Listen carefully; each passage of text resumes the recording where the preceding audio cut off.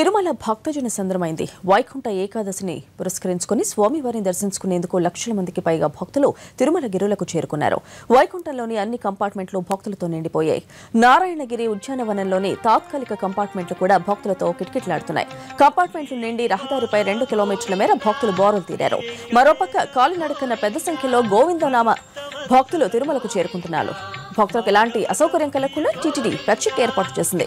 నిరంతరాయంగా అన్న పానీయాలు అందిస్తోంది. అర్ధరాత్రి తిరుప్పావై అనంతరం వైకుంఠ ద్వార దర్శనం ప్రారంభమైంది. అర్ధరాత్రి 1 గంటల నుంచి ఉదయం 3:30 వరకు ప్రముఖులను అనుమతించారు.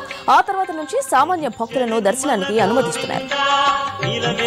తిరుమలలో తెల్లవారుజామున 1 గంట నుంచే వీఐపీ దర్శనాలు ప్రారంభమయ్యాయి.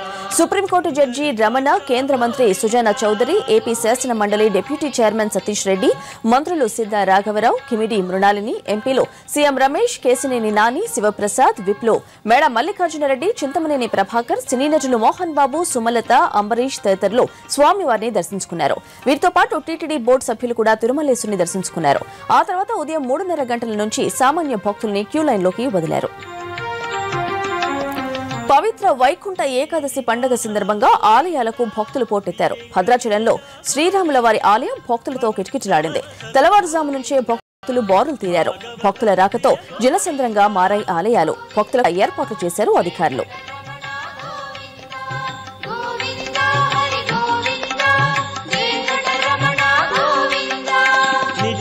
నిర్మల గోవింద నీలమేఘ శ్యామ గోవింద పురాణ పురుష గోవింద పుండరీకాక్ష గోవింద. ముక్కోటి ఏకాదశి పర్వదినం సందర్భంగా మంగళగిరిలో ఆలయాలు భక్తులతో కిటకిటలాడాయి. భక్తులు అధిక సంఖ్యలో స్వామివారిని దర్శించుకుని ప్రత్యేక పూజలు చేశారు.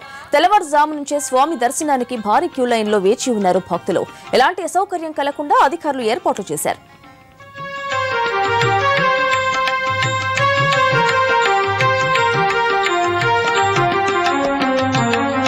శ్రీనివాస గోవింద శ్రీ వెంకటేశ గోవింద భక్తవత్సల గోవింద భాగవత ప్రియ గోవింద.